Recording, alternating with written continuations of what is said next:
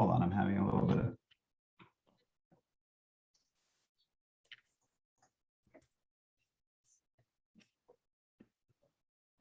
Uh-oh, can you guys hear me? I can hear you, but I cannot see your screen. Yeah, everything seems to have frozen here. Give me a, Okay. Give me a second. That's good Okay. timing.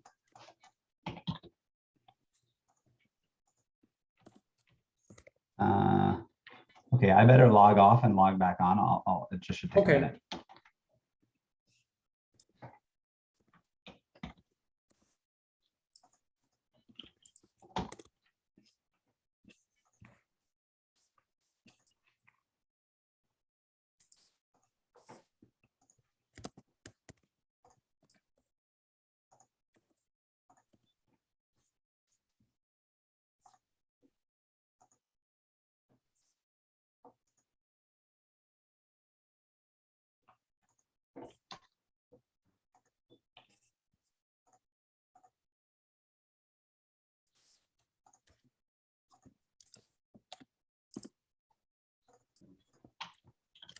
Okay, is that better? Yeah, I can see your slide now. And very good. Okay. you can try to advance. It should be okay as long as you can hear me and see the slides. I think we're fine. Okay. Okay. So, all right. So I'll get started then. Yes, please. Okay. Thanks. Yeah. So thanks for the invitation, and it's my pleasure to be able to talk about some really brand new results that we're very excited about. So the title of this talk is Easy as ABC, and I'll try to explain what that means as we go along. So I want to start by just saying a really obvious thing that I think that everybody knows, which is, the reason that we're interested in flat band physics is that good things happen when density of states becomes high. And so this is really captured by two obvious sort of things that we learn about in condensed matter physics as just very basic rules of thumb, which are the Stoner criterion and the basic weak coupling DCS formula. And so in terms of density of states, the Stoner criterion basically says that if density of states is sufficiently high compared to the strength of Coulomb repulsion, then you expect symmetry breaking, usually some kind of ferromagnetism. That basically sets a criterion for when you're going to have ordering happening in your system. And in a sort of different context, BCS superconductivity occurs, again, it's favored by high density of states, in particular for a given measurement temperature. If you have a fixed, let's say, electron-phonon coupling for high enough density of states, you will superconduct at that temperature, because again, anytime you have large density of states, it just reduces the cost of forming some correlated state beyond just single particle band filling. So generally speaking, we want to increase density of states, and all of this business of Moire physics is essentially a way to try to do that artificially. So my talk today is going to be about a different approach. So of course, the reason that we go to these great lengths is that graphene is this beautiful, clean material. We can do many experiments. There's all this interesting symmetries, and it's just a high degree of material perfection. It's of course extremely two-dimensional, but the orbitals are very delocalized and two-dimensional, and they're not they don't have high density of states, right? In monolayer graphene, you just have a density of states that goes like square root of density, and at low densities that is negligible. But maybe the original way to get a high density of states in graphene is just by having any kind of multi-layer, but in particular bilayer graphene. When you apply an electric field, first you hybridize the layers because of hopping between atoms that are just on top of each other, and then when you apply an electric field, you get band edge Van Hope singularities, because you have this parabolic band touching that becomes quartic band minima, and that leads to a Van Hope singularity and divergent density of states at the band edge. And it was predicted not long after bilayer graphene was first reported experimentally that you should get, for example, ferromagnetism from a Stoner mechanism at low densities in bilayer graphene. And this is different from the kind of ferromagnetism of very low density semiconductors, as Shankar pointed out in a paper many years ago. It's sort of the Stoner limit here rather than a block type limit for a ferromagnet. But this was not seen. So you can certainly look at clean Bernal bilayer graphene and look at, and you'll see here measurements of the capacitance. Really, this is something you can look at this and consider that it's measuring the inverse compressibility. And you can see for a large displacement field, D, that's the electric field perpendicular to the layers, you have a gap at charge neutrality.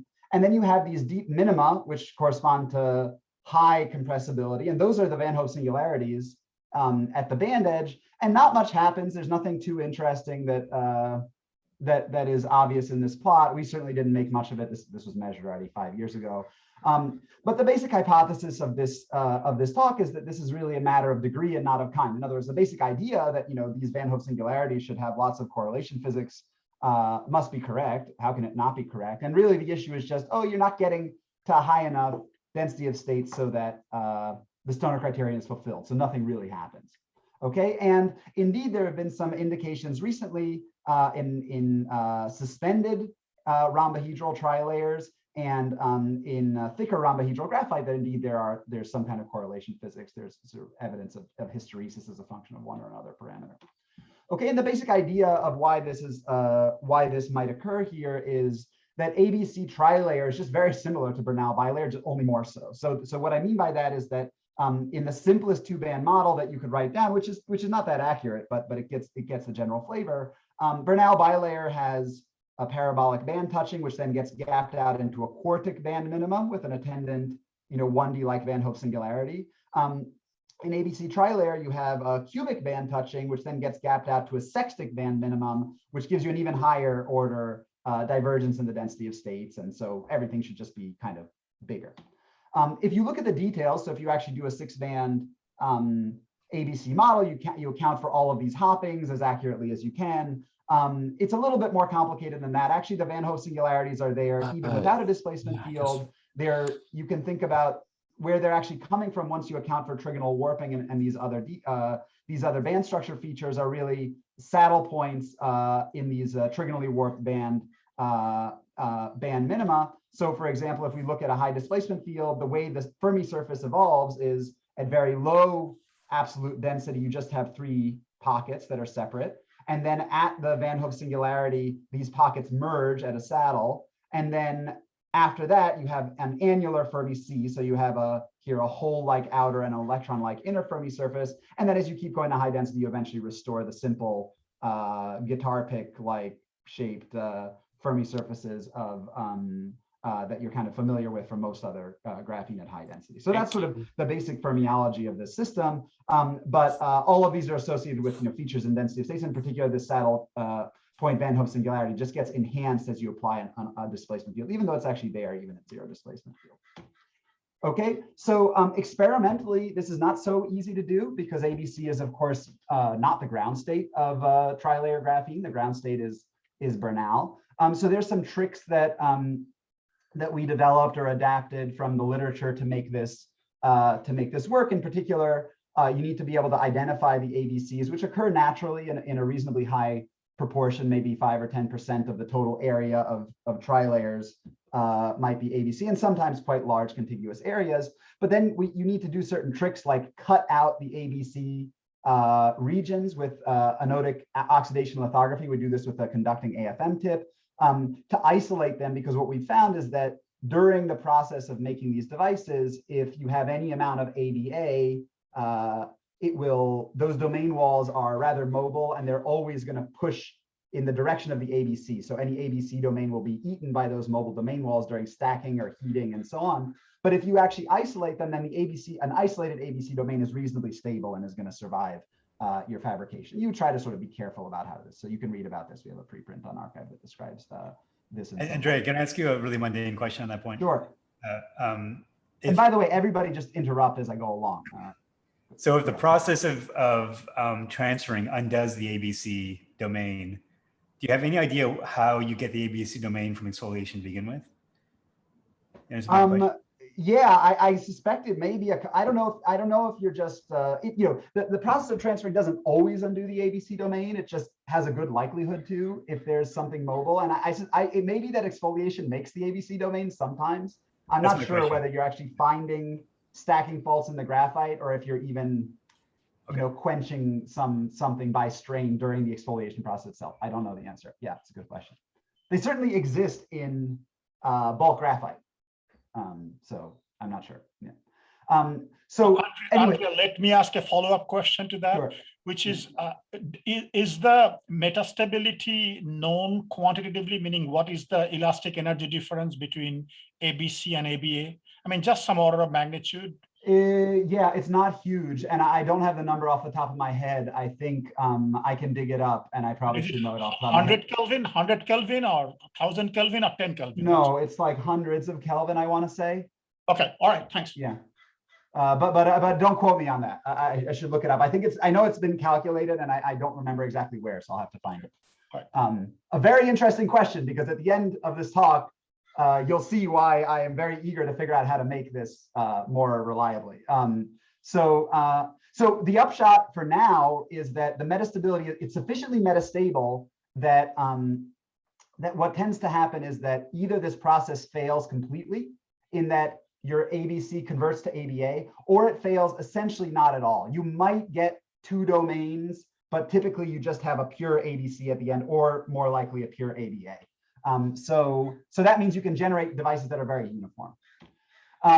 And again, one of the challenges has been to figure out how to integrate these now very uniform crystallographic devices into a very clean van der Waals heterostructure. And so the devices I'm going to be talking about today are all made in the way that we have, at this point, refined as really minimizing charge disorder, so dual graphite gates. And you can do things with this, as I showed you before. Measuring the penetration field capacitance is very straightforward, which lets you access the inverse compressibility. And you can see that, okay, in conventional Bernal bilayer graphene at high magnetic fields, you see these cascades of fractional quantum Hall states and even denominator. And we sort of have a good idea that the effective Landau level broadening in these is on the order of 5 or 10 Kelvin at most. So rather comparable to very clean semiconductor systems. So that's the basic device architecture that I'm going to be talking about. And so here's the sort of data I want to start off by describing. So what's being plotted is displacement field and density dependence of the inverse compressibility of an ABC trilayer graphene.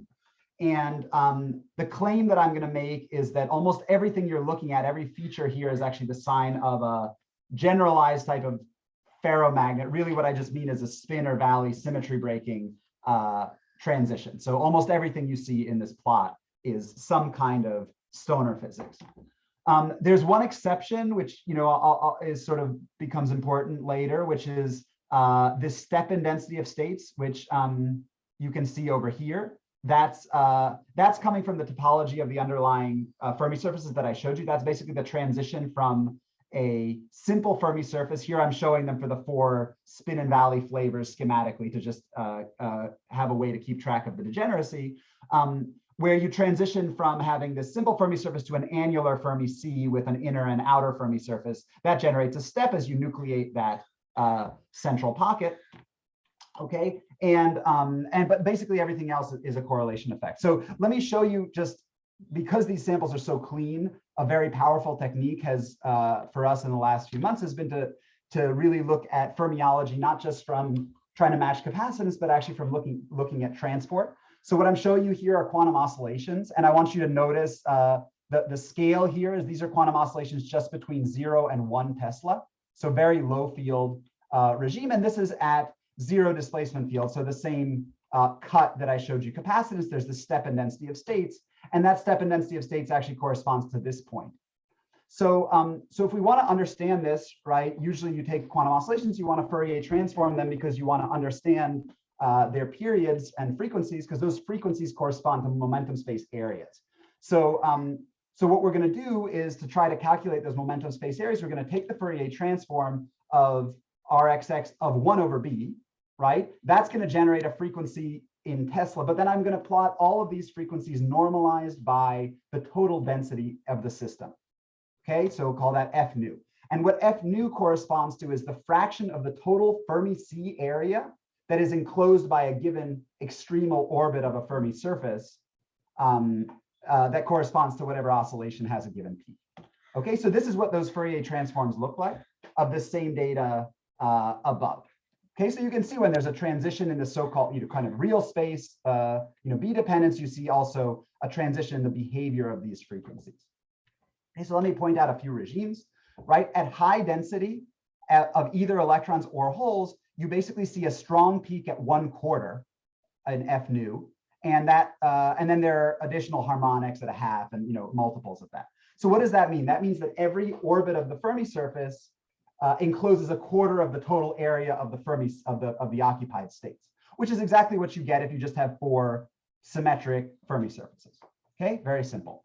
Then there's another regime, right, where you see that as you keep decreasing the density, you actually see that fractional area starting to go up, but you also are joined by a smaller area quantum oscillation, which is a low frequency oscillation. And if you look at the difference between these, you'll find that that still gives you 1/4 of the total density. And that's what happens if you have an annular Fermi surface. What you're seeing is the nucleation of an electron pocket and the corresponding growth to maintain same total area of the occupied states of the outer whole Fermi surface.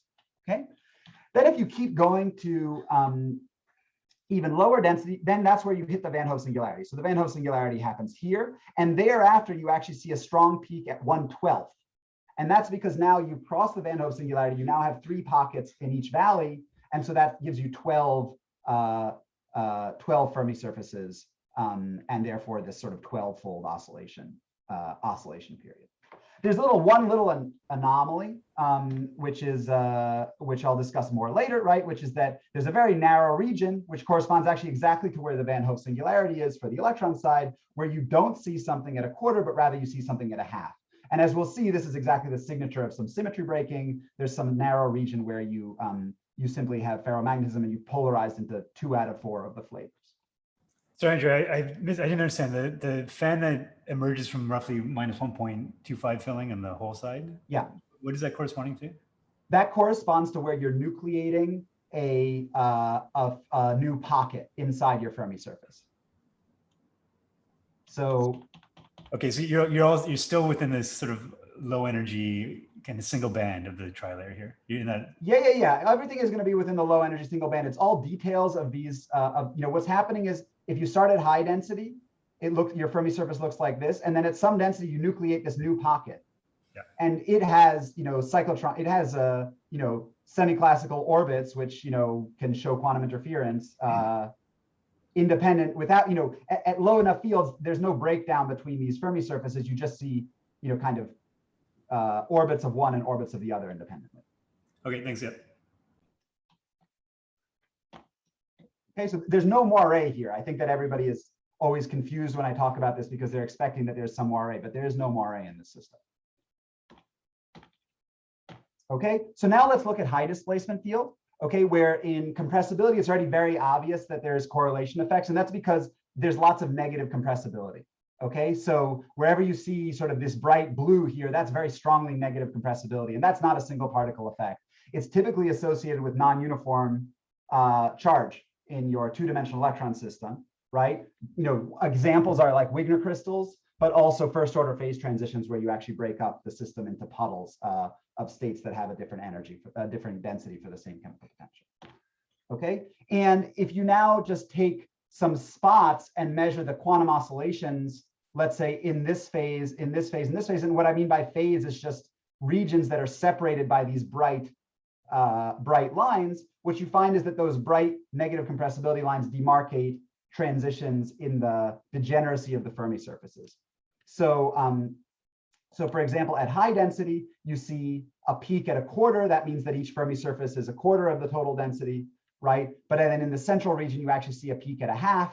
And then in this innermost region, close to charge neutrality for electrons here, you see a peak at 1. So that means that you have 4 Fermi surfaces, 2 Fermi surfaces, or 1 Fermi surface in those respective regions.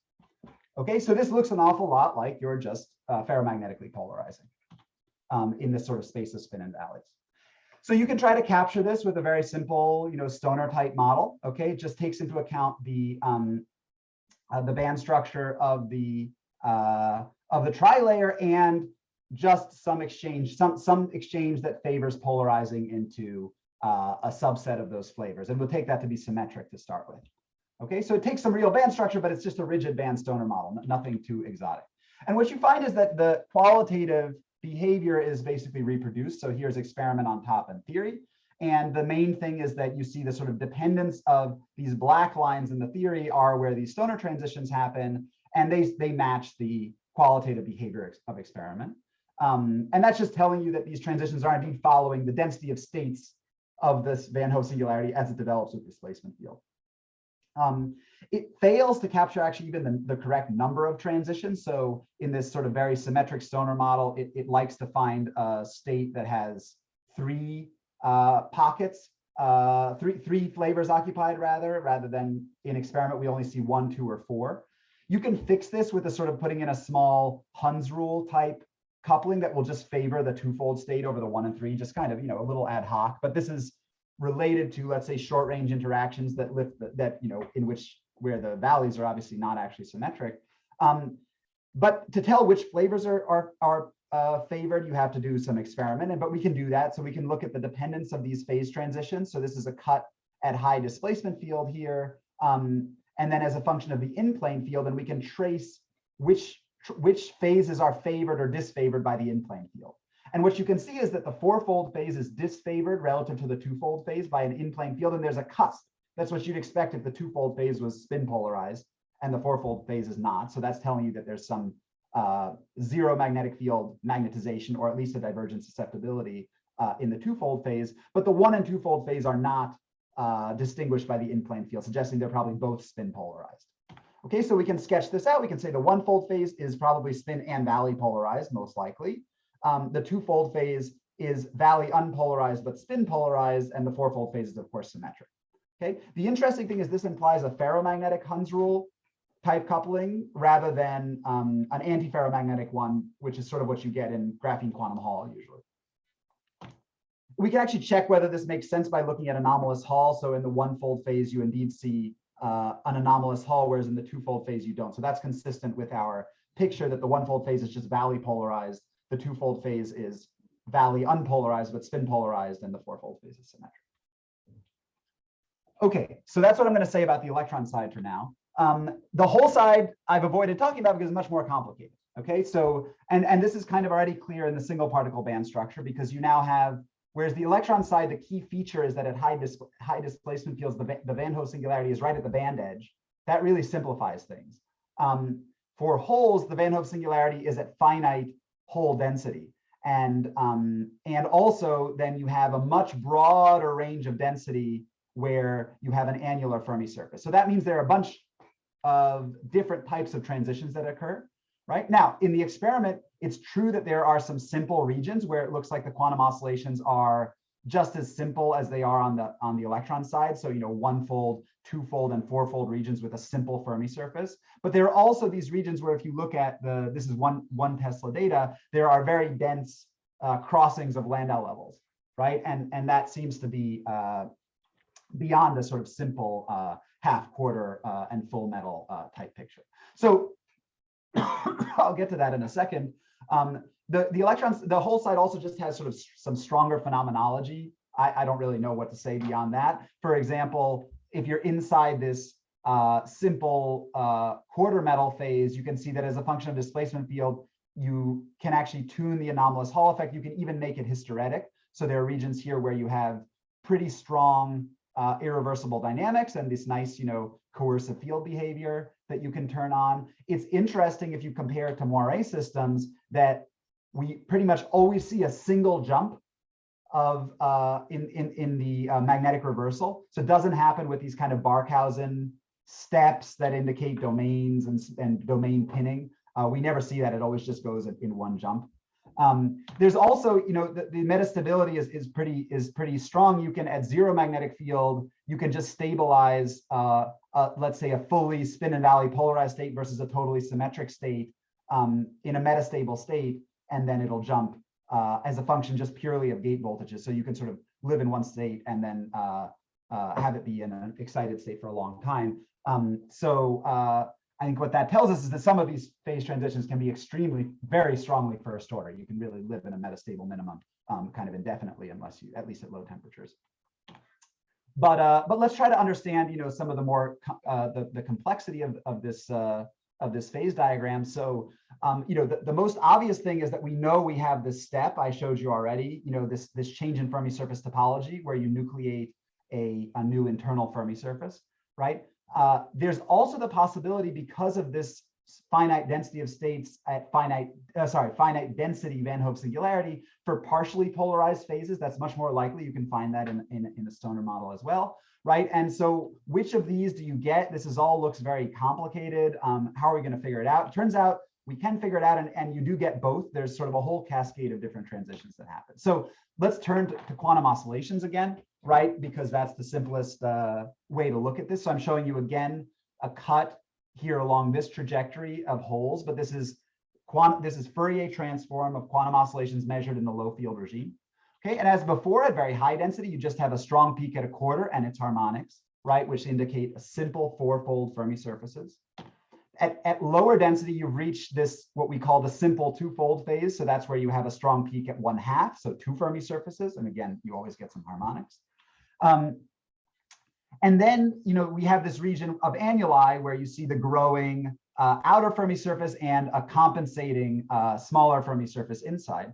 But then there's this other phase, right? So this is, here we have a Lifshitz transition where you just nucleate a pocket in the middle. But now here you have something else happening. There's some weird phase in the middle, right? Which I'm just going to call a partially isospin polarized phase. And the thing that I want to point out is that it's roughly has a main fast oscillation frequency of about 1/2, but it's a bit less than 1/2.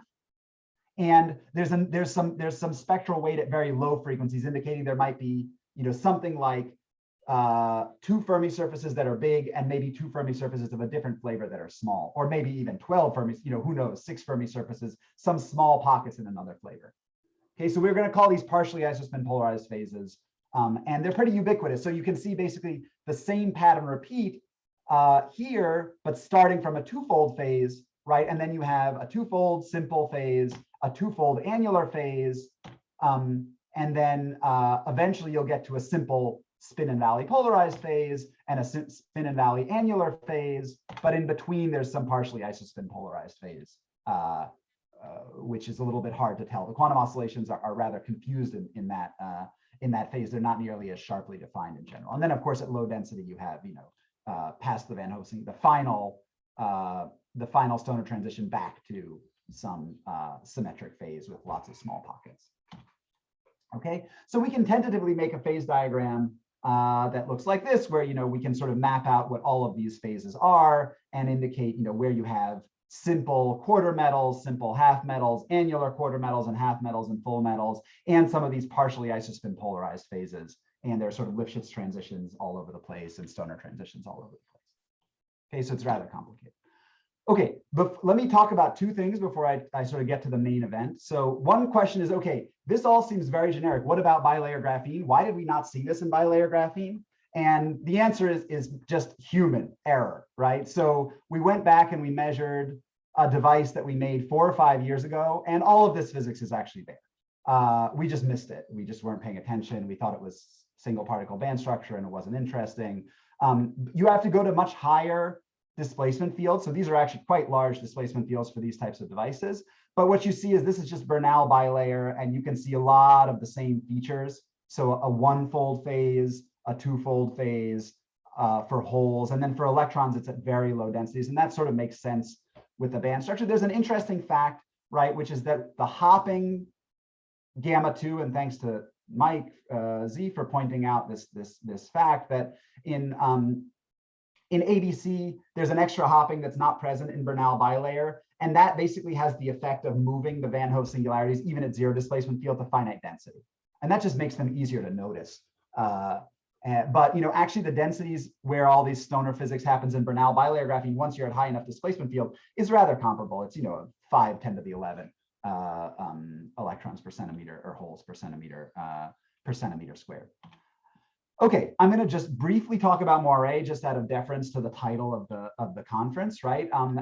But mostly just to say that it doesn't really change much. So we know that in what I've shown you, right, so far is that in rhombohedral trilayer, you have symmetry breaking, basically itinerant spin and valley ferromagnetism, if you want to call it that, everywhere, all over the place, with lots of complicated physics without any Moiré.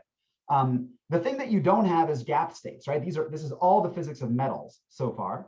And those gap states can only appear really in a system at a commensurate filling of its lattice. And the very high denominator commensurate fillings you can actually access besides 0 are not going to have very big gaps.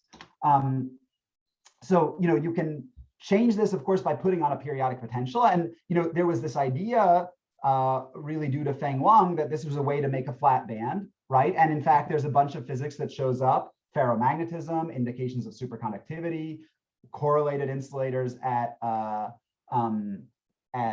integer filling, right? And the idea there was that it's flat band physics, right? In the way that twisted bilayer graphene, you've made a flat band. I think we can now revisit this and understand that that's not exactly a complete picture, because without a Moire, you have all of this correlation physics, right? Including, all of the magnetic physics. And when you add a Moire, we can now do the same experiment on the same type of devices that have a Moire.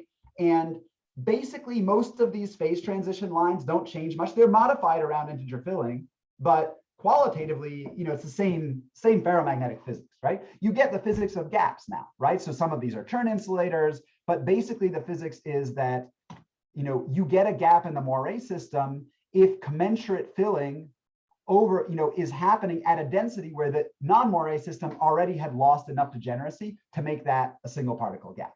So for example, if you have a quarter metal at nu equals 1, that's going to give you a gap. If you have a half metal at nu equals 1, it's not, but at nu equals 2, it is. And you can actually trace out all of the gaps that are seen in the Moire system, and they more or less correspond to where enough degeneracy was already lifted in the Moire system. Okay, that's the last I'm going to talk about Moire.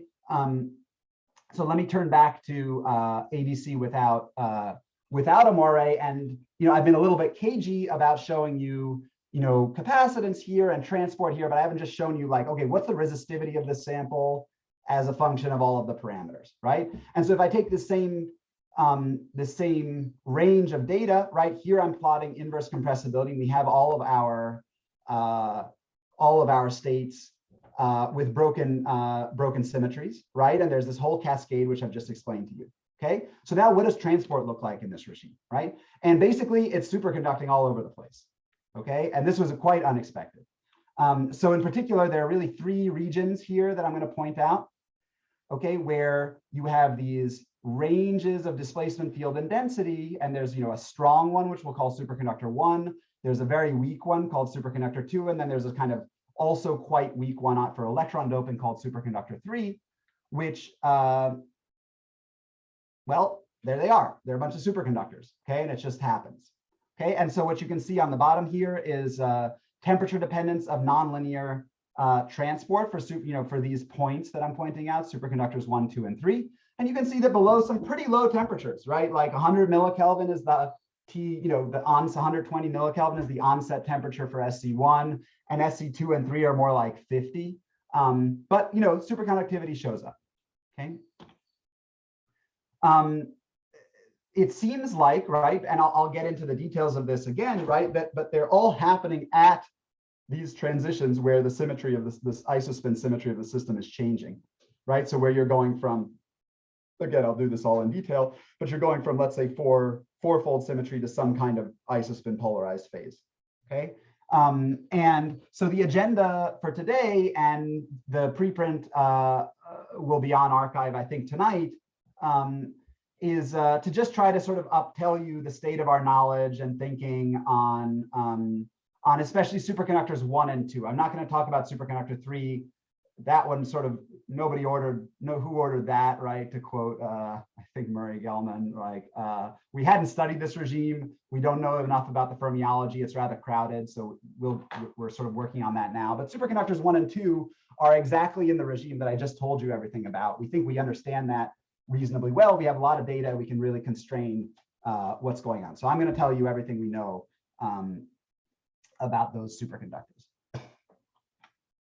Okay, so first let's do fermiology for superconductor 1. That's the biggest, strongest superconductor. Again, we can look at our very nice quantum oscillations, but we can zoom in to the region of superconductor 1. And you can see that it's happening right at this transition where the flavor of the quantum oscillations is changing from one thing to another. Okay, so what is that thing, right? Let's look at our Fourier transforms, right? And you can see that on the left side here, we basically have the physics of these annuli. So this is the fourfold annular regime. On the extreme right, you have this spin polarized valley unpolarized half metal, right? Meaning just two Fermi surfaces with spin up and no electrons with spin down. And then superconductivity is occurring right inside the annular regime, but on the border with this partially isospin polarized phase. Okay, so that's that. Okay, now, obviously many things are, this is very suggestive, right? You have superconductivity right on the border of some kind of, symmetry breaking transition, right? The nature of which is not clear. I'll get to that at the very end, but can it be mediated by fluctuations? Okay, before I get to that idea, let me just sort of talk about something a little more basic, which is that often these types of superconductors are unconventional in some way, right? And may have unconventional pairing symmetry. And often unconventional superconductors are not protected from disorder in the same way that S-wave superconductors are, because there's not Anderson's theorem. And the way that, so there's sort of a plausibility argument to check, which is the system actually clean, right? Before you even start getting involved, you can almost exclude a lot of unconventional superconductors if the system is sufficiently dirty. And that's captured by this ratio of the coherence length to the mean free path. And that, once that gets to be 1, a lot of unconventional superconductors will be destroyed because they're not protected from just regular disorder. Okay, so we want to measure that parameter. So we can measure that from the critical fields and from the mobility of the sample, right? So let's look at critical field. So out of plane critical field for these superconductors is generally quite small. So if you measure, this is as a function of density, you can see that it's in the 5 to 10, maybe 15 millitesla range. That gives you a coherence length of a couple hundred nanometers. And you can see that if you look at the dependence on critical current, if you go to the right regime, you can find these sort of little Fraunhofers indicating sort of areas of on the order of square micron or two that are that sort of tell you that there's phase coherence. And this is for twisted bilayer. This is kind of our gold standard for making sure that what we're looking at is actually a superconductor, right? So this is definitely a superconductor and not just some other crazy transport effect. So we have our number for Xi, right? So what about mean free path? Well, the normal state resistivity of these systems is extremely low. It's 20 ohms, really small, right? So so you can just estimate from, let's say, Drude and say, all right, what kind of mean free path does that correspond to? We pretty much know what our KF is. And you'll get something on the order of a micron, which is not that different from the size of the sample. It's just a few micron sample. So you're already in the limit where maybe Drude is not so right. You might be getting ballistic. And in fact, you can see ballistic effects in these samples very comfortably. So for example, we can do this experiment. This is sort of a schematic of the shape of our sample. You can drive a current between two contacts here and look at the non-local voltage across two contacts at the other end of the device. And what you see is that non-local voltage has very sharp resonances as a function of magnetic field, which are associated with basically ballistic electron focusing between these contacts. So when you drive a current in, if the electrons are ballistic, they get bent by the field, they'll generate a voltage at your pickup contacts, right? If you reverse the sign of the carriers, this resonance reverses sign in magnetic field. And actually, it turns out it's quite sensitive to all of the same symmetry breaking. You see, this is all related to the cyclotron radius, which is KF times LB squared. And so, as your orbits change, because your degeneracies change, this all tracks. You can see that in the supplement of our paper. But the basic point is that what this means is that there are at least some electrons, and a reasonable number, that have a mean free path that's comparable to pi times this inter-contact separation, which is like 7 microns. It's quite a long way. So we're looking at a mean free path that's pretty large. Also, by the way, this is really closer to this type of effect is likely sensitive to some small angle scattering in a way that actually transport mean free path is not. So this is quite a stringent test of how clean the sample is. And it seems like indeed, we're strongly in the clean limit, right? Even with these coherence lengths that are relatively large, let's say compared to Moiré systems. So the good and bad news is that you can't rule out much with this, right? It's clean enough that kind of anything could happen. It's not precluded by disorder. Okay, so we can check whether, for example, there's some anomalies as far as spin polarization are concerned. So we can check the Pauli limit. So let's do that for our main superconductor, superconductor number 1. So we can fit TBKT as a function of in-plane field, and we find that it's basically it basically seems to agree with the Pauli limit. It seems to be Pauli limited. If you actually, you can take an unconstrained fit of this kind of phenomenological formula, and you're fitting the 0 temperature critical field for in-plane fields with the 0 field critical temperature. And if you leave them free, you'll find that their ratio comes out to 1.7. That's pretty close to like the BCS value of 1.2. It's a little bit higher, but I think that generally, as far as I can tell in the literature, such a small violation of the Pauli limit is usually due to some other effects. This is kind of a bit crude. Anyway, finite temperature effects, maybe finite Coulomb repulsion, this of course should be important. But the basic point is that this looks like a Pauli limited superconductor. Okay, so what about superconductor 2? I haven't talked much about superconductor 2. So this is a weaker superconductor, right? We don't even get to TBKT in our measurements as far as we can tell. We're pretty confident it's a superconductor. It has all of the right signatures, as I'll show you, but the resistance doesn't quite get to 0, and it doesn't. We don't quite get to TBKT. We're trying to get lower temperature measurements going on this now, but it appears in an extremely similar regime of the phase diagram as superconductor 1, except basically inside a half metal phase. Okay, so if we look at quantum oscillations, superconductor 2 happens here. It's a little bit complicated because they're phase bound. These different phases at 0 field have very different orbital magnetization, and as a result, their phase boundaries move a lot with magnetic field, which makes measuring quantum oscillations hard. But if we look out at high density here, we're in this simple. Sorry, that's here. We're in this simple half metal. Then we can transition, as I showed you before, into this annular half metal.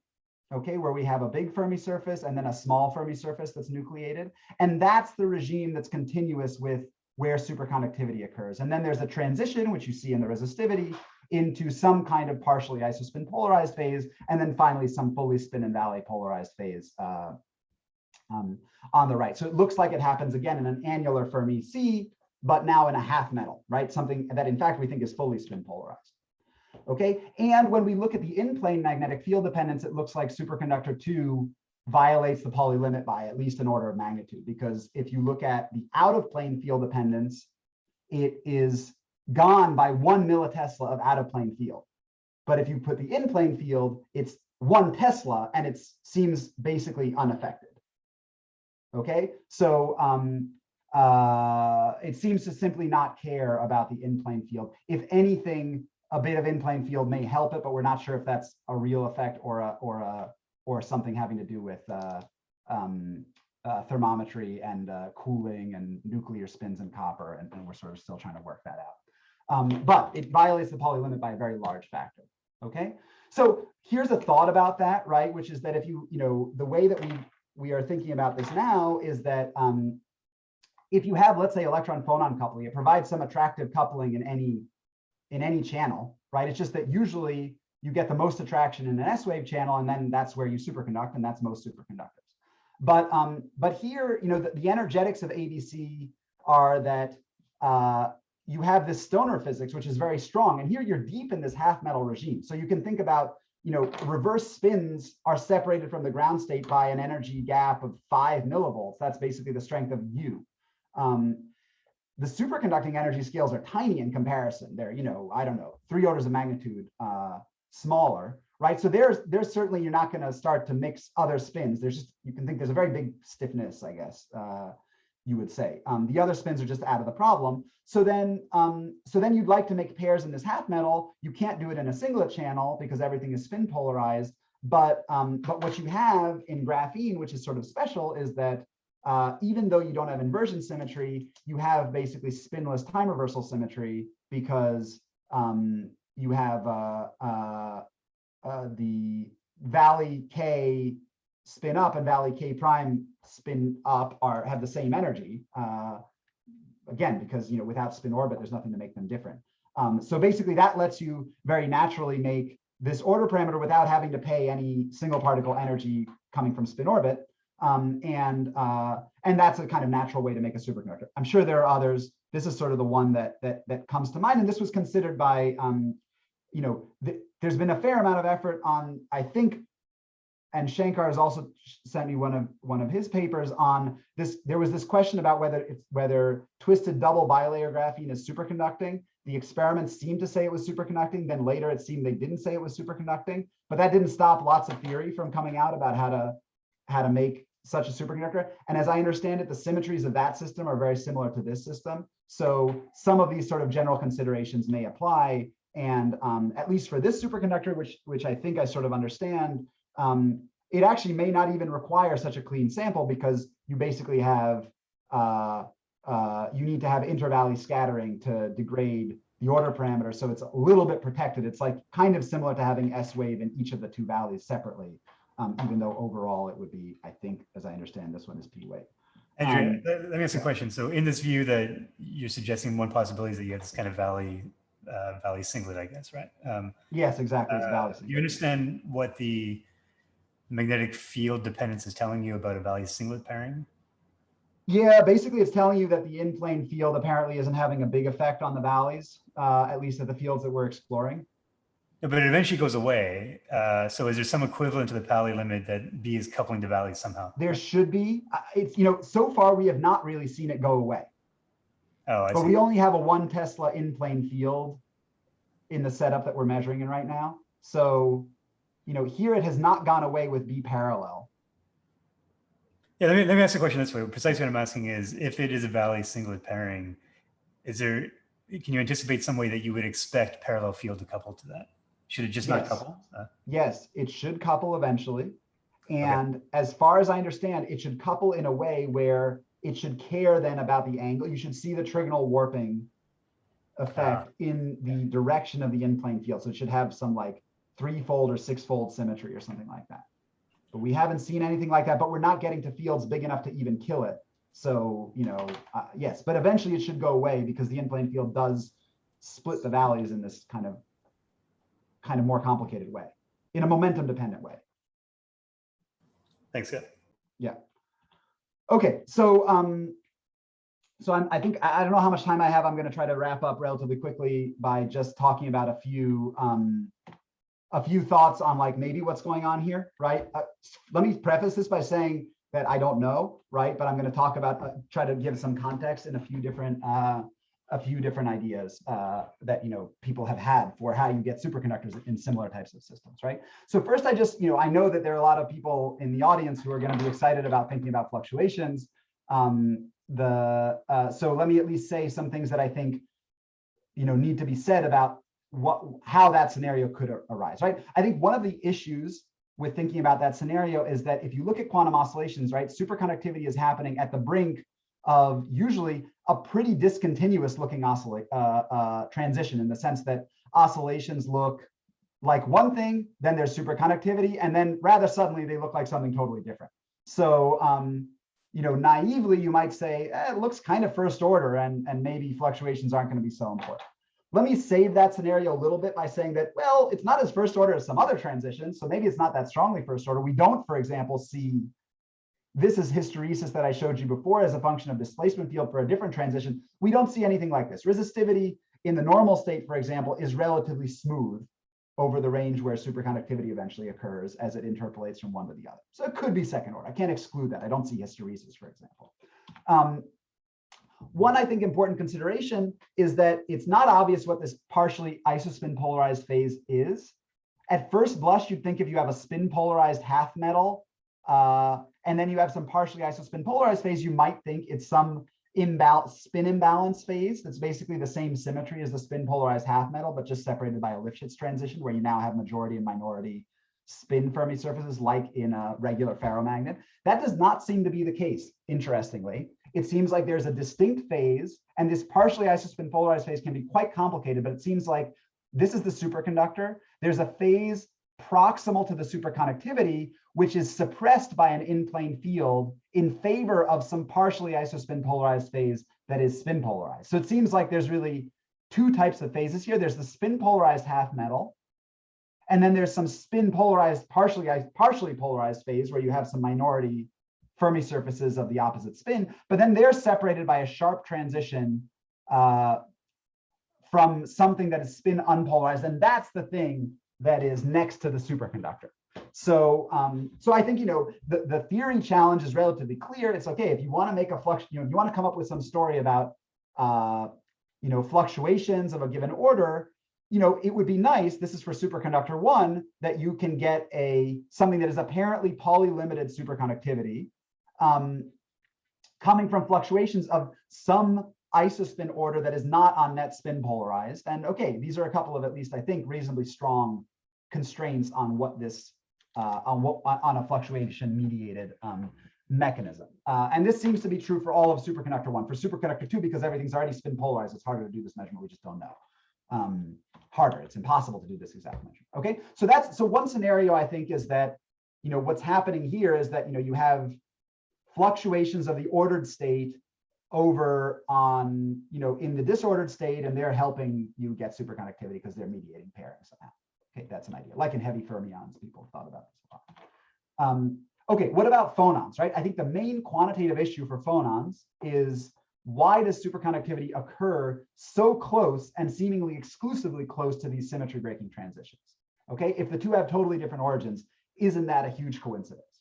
Okay, but actually not necessarily. Okay, so there's this very simple argument that I want to put out there, which is that you know, as I started the talk, we have the Stoner criterion, which says density of states is good for magnetism, and we have BCS formula, which says density of states is good for superconductivity. So basically, what we're doing in the system is tuning density of states and just jacking it as high as we can to see what happens. And what we observe is that, oh, we get superconductivity on the cusp of ferromagnetism. But actually, it's not so crazy, right? So let's consider two scenarios, right? We have this sort of critical density of states for ferromagnetism, and we have this critical density of states for superconductivity. And one of two things can happen. Either one is bigger than the first is bigger than the second, or the second is bigger than the first. Okay, so what happens, let's say, if you have the critical density of states for ferromagnetism is the lower of the two, right? And this can be a temperature dependent thing. So you can think about this as the high temperature limit, where we're above TC. Okay, so you start lowering your density, and you're in this fourfold phase. And, you know, now we're in the annuli. So this density of states is going up. We're approaching the Van Hoff singularity. So now we tune our density until we get to the critical density, where our density of states is now satisfies the Stoner criterion. And what happens? Now we polarize ferromagnetically. So what happens is now we're in this half metal state, and the density of states is now lower because now we have half as many flavors occupied, which means they have to be occupied to twice the individual density. So we go back out to effectively higher single flavor density. And then we keep repeating this, but, you know, we never get to rho SC. So now this would bride up this again to new ferromagnet. Now you go to a quarter metal. By the time you get to high density of states, you've broken all the symmetries that you needed to have superconductivity. So now you're just not going to have it. You're in a spin and valley polarized phase. There's no degenerate pairs that no degenerate electrons to make pairs. So you never see superconductivity. That's scenario number one. Okay. What about scenario number two, right? That's where new ferromagnetism is actually higher than, rho ferromagnetism is higher than rho superconductor, okay? Now you get to rho superconductor, and now you start superconducting. Okay, great, that's what we see, that makes sense. So then what happens? You keep going, right? Superconductivity is a weak coupling in this system. It's not a big effect, doesn't change much of the underlying physics of the Stoner transition. So now you have a range where you superconduct until you get to rho ferromagnetism, and now you become ferromagnetic again. That destroys superconductivity because now you're at the wrong density of states. Maybe you've even lost the relevant symmetries, but certainly you've lowered the density of states. And now you are just where now you see exactly the thing that we see, which is that, you know, you have a transition from a fourfold state to a twofold state, or this applies equally well to twofold state to a onefold state, superconductivity occurs on the boundary of that transition, but they have nothing to do with each other. Okay, and I think this is sort of similar to what happens in elemental iron as a function of pressure. Most of the time it's ferromagnetic, but if you squeeze it enough, then you can actually get it to superconduct at 20 GPa or something like that, right? Because you just, I don't know, you get to a different regime where you don't become ferromagnetic. Here we just accomplish that with a gate.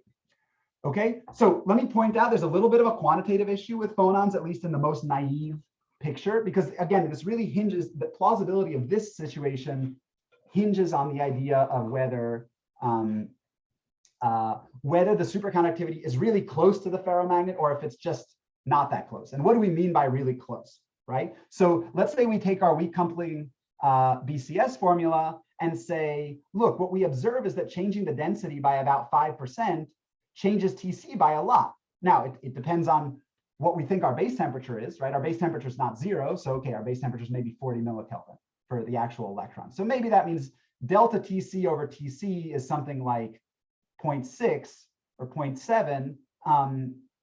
That implies a certain change in lambda, right? And if lambda is proportional to the density of states, that's something that we can try to compare to our single particle model. And okay, what I'll say is that, the implied delta lambda over lambda is bigger than what we expected by about a factor of 2 from single particle density of states. This is a super naive calculation, right? It may be that finite temperature will fix this, or accounting for Coulomb repulsion, kind of Macmillan formula style corrections may fix all this. They may not. One thing is that I think doing experiments down to lower temperatures where we're really sure how low, what should happen is that the lower temperature we go, the farther the range of superconductivity. And so, so we'll see. This should get constrained more heavily. This discrepancy might get worse with more experiments. Okay, as a last thing, right, there's one more sort of anomaly that I'll point out, which is that at high temperatures, very little happens. And there's not much high temperature resistivity, at least up to 20 Kelvin so far. And I would have thought, applying arguments, that certainly people have talked about for twisted bilayer, where there's a lot of high temperature resistivity, that you should at least get maybe 10 ohms per Kelvin or something like that, just based on if lambda is coming from soft modes, whether they're phonons or other types of modes associated with isospin order. I would have thought there'd be more high temperature resistivity. There's lots of caveats to this, right? As Shankar will surely tell me.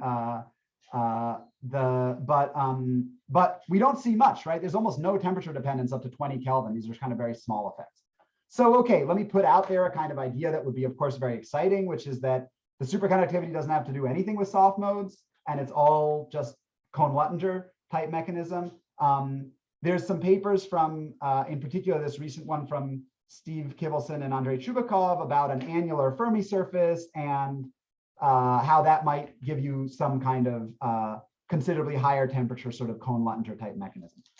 Every time I say this to anybody, everybody says, nobody's ever seen a Cohn-Luttinger superconductor, right? And I say, not as far as I know, but maybe this is the time. Who knows, right? I mean, it's a very clean system. It's kind of an unusual situation. Maybe it's worth thinking about a little bit more. It seems sort of the least likely of these scenarios, but an interesting one to think about. Okay, so I think I'm about done, right? I want to point out that I think there's some simple experiments to do to follow this up to understand. Like, I think we should be able to sort this out soon, right? Much more easily than in these Moiré systems where it's much more complicated, right? In particular, I think that sort of the interaction screening measurement should be very simple to interpret because the Stoner transition should move to lower density as you decrease U. And you can decrease U by an appreciable quantity in these systems because the electron densities are really quite low. Either that's going to reveal large parameter space of superconductivity, or it's not. And I think if it doesn't, it's unlikely that it's phonons because you really should be helping phonon-driven superconductivity there, and there's not much to complicate it. Everything should be getting better.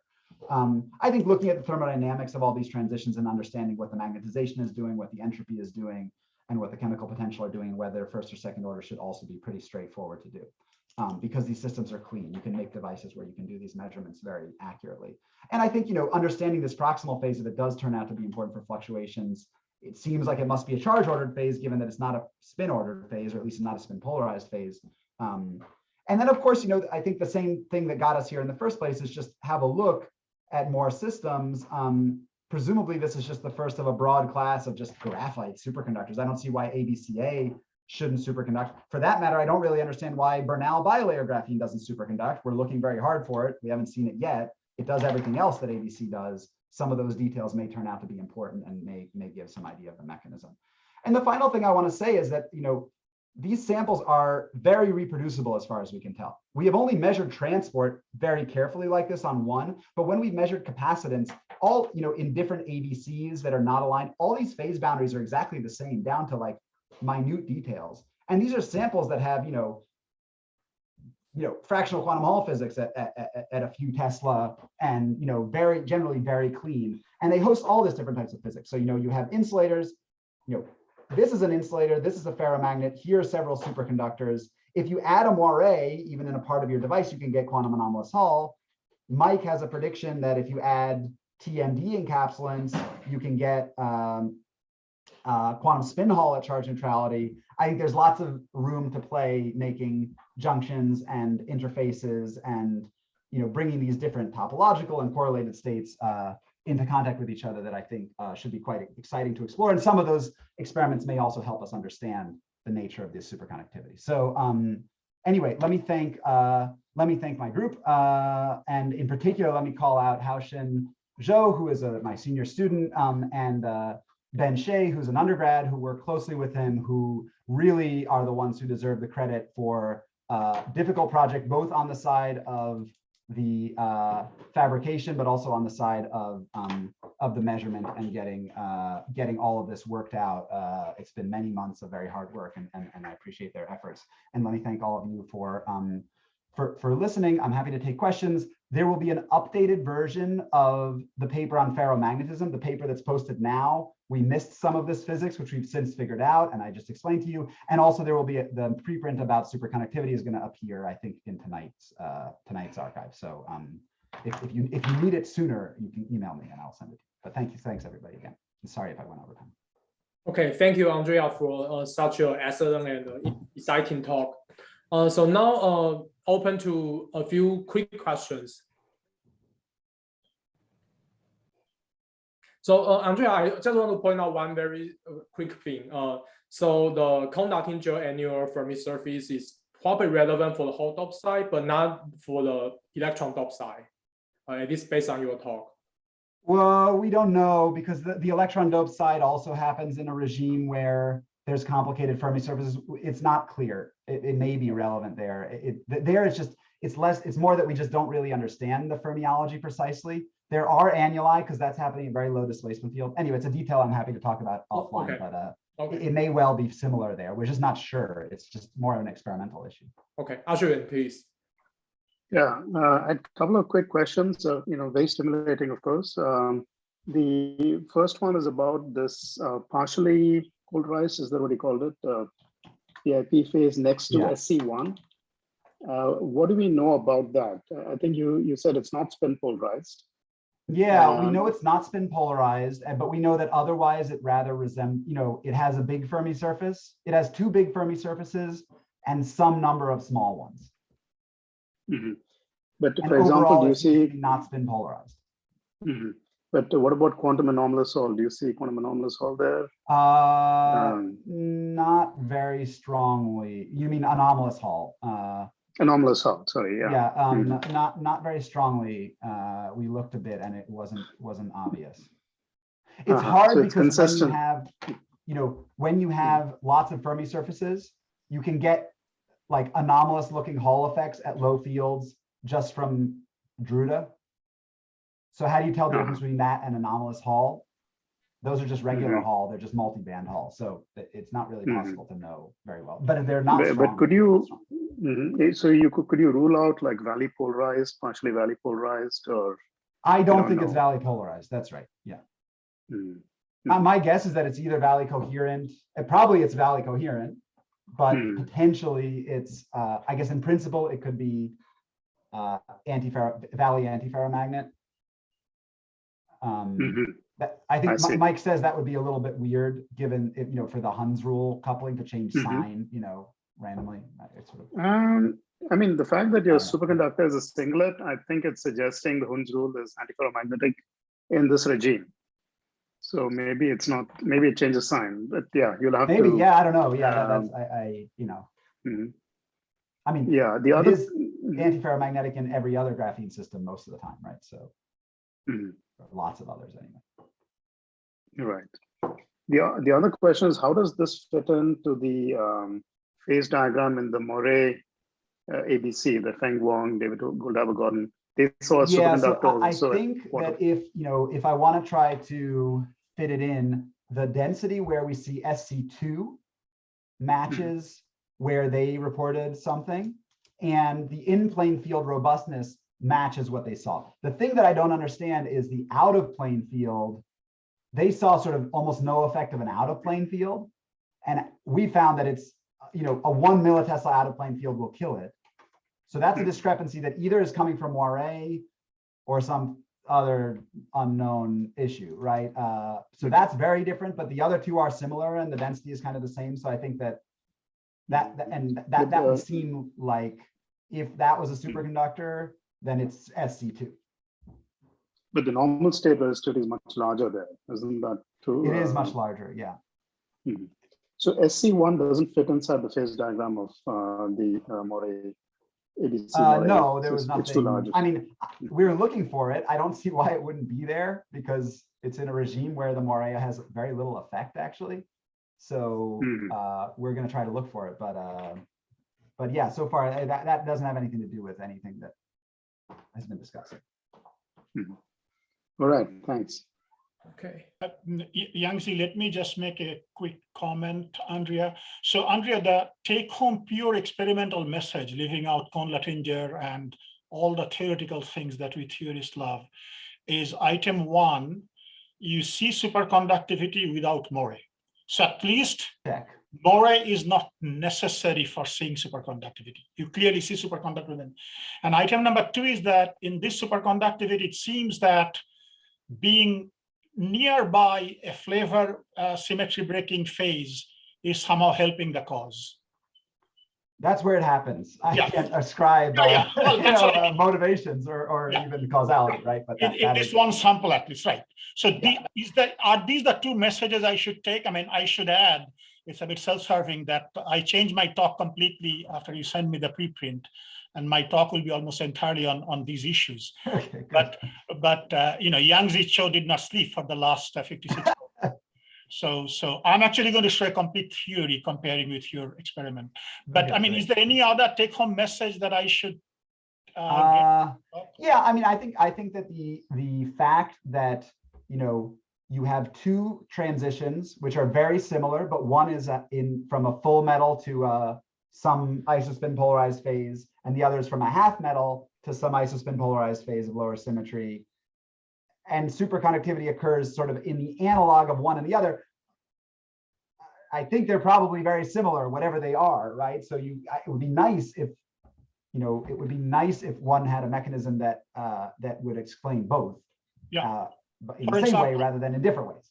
One could be singlet, one could be triplet, arising from the same mechanism, right? That's right. Yeah, that's certainly like which what I would. Which is the picture I'll propound. Yeah, which is the picture. All right, thank you. Okay. Yeah. Okay. Oscar is hand raised. I don't know. Yeah. Please make it shorter, please. Yeah. Okay. So you have a gap at the neutrality point and D equal to 0 as well in the experiment, right? Now, say you sit at the neutrality point and you turn on a D field. Does that gap first close and then open up again? And does this happen for both directions of D? Of course, that's the one data I don't have that I'll have to look up. I don't have it right here. I don't remember. I'll check it. Okay, I think we should move on, and thanks, Andrea, again. Thanks, everybody.